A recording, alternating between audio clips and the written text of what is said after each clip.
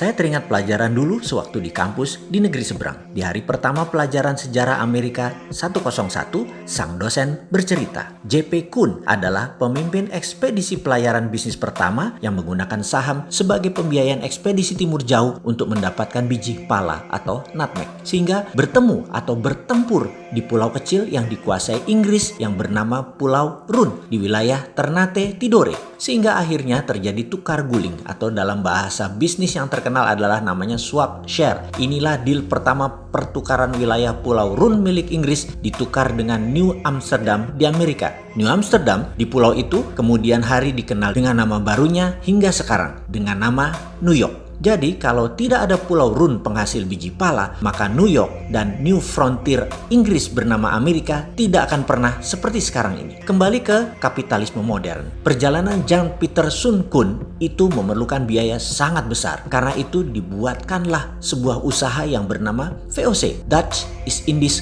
Company, milik berbagai pengusaha Eropa berbasis di Belanda. Mengapa multi-owners? Karena semakin banyak yang store saham, semakin kecil risiko yang ditanggung dalam perjalanan yang berbiaya sangat besar tersebut. Inilah asal-muasal awal kapitalisme modern, yaitu modal bersama, urun dana di bursa keuangan. Maaf, ini juga yang jadi alasan Santara lahir, berdasar dua pengalaman sejarah, Koleganza Venezia dan VOC-nya Belanda. VOC adalah perusahaan pertama di dunia yang menjual stok atau sahamnya agar bisa dimiliki banyak pemodal secara masif. Karena itu, mereka terdiri dari pemilik 17 pemegang saham besar. Beda dengan Koleganza, pemegangnya orang kecil. Oke, nanti kita jelaskan lengkap di chapter khusus untuk Koleganza Venezia ini. VOC juga perusahaan pertama di dunia yang sahamnya dimiliki oleh multi-international owners. Ditambah dengan 21 tahun pemberian hak kelola spice, rempah, menjadikan VOC adalah perusahaan mega korporasi pertama di dunia. Hak yang utamanya adalah mengeksploitasi rempah Nusantara. VOC menjadi model pertama di dunia atas mega korporasi yang merubah dunia bisnis, dunia finansial, dunia saham, bursa efek, dunia sosiopolitik ekonomi, military political diplomasi, maritime exploration, dan penjajahan ekonomi oleh perusahaan global. Sengaja saya menuliskan panjang sejarah VOC ini agar bisa mengingatkan dari sejak awal Indonesia ini berdiri. Negara kepulauan terbesar di dunia ini adalah ditakdirkan sebagai global player. Banyak peristiwa besar yang membuat dunia seperti sekarang ini dilahirkan dan besar karena Indonesia. Juga mengingatkan bahwa Indonesia itu dijajah oleh VOC loh ya, dieksploitir secara ekonomi sumber daya alamnya. Kekuatan militer Hindia Belanda di setiap wilayah VOC yang membayar overheadnya bukan pemerintah kerajaan Belanda, tetapi swasta, yaitu VOC itu sendiri. Korporasi membayar power itu biasa. Lalu yang dibayar tadi juga tahu diri, yaitu agar langgeng VOC di negara jajahan sumber daya alam dan manusianya sampai habis, maka wilayah itu dilindungi dengan ketat oleh tentara. Samalah dengan Tiongkok, negaranya melindungi bisnisnya di negara lain. Pemerintah Amerika melindungi swastanya di Timur Tengah dan di seluruh dunia dengan 800 pangkalan, mulai dari pangkalan militer fisik yang terlihat hingga safe house. Mudah-mudahan pelajaran beginian bukan menyindir ketika ada pejabat miring ke salah satu karena dia tidak paham geostrategi negara lain. Maaf loh ya, maaf. Biasanya ya kalau tidak paham ya kaki tangan mereka. Wis, itu saja. Kembali ke VOC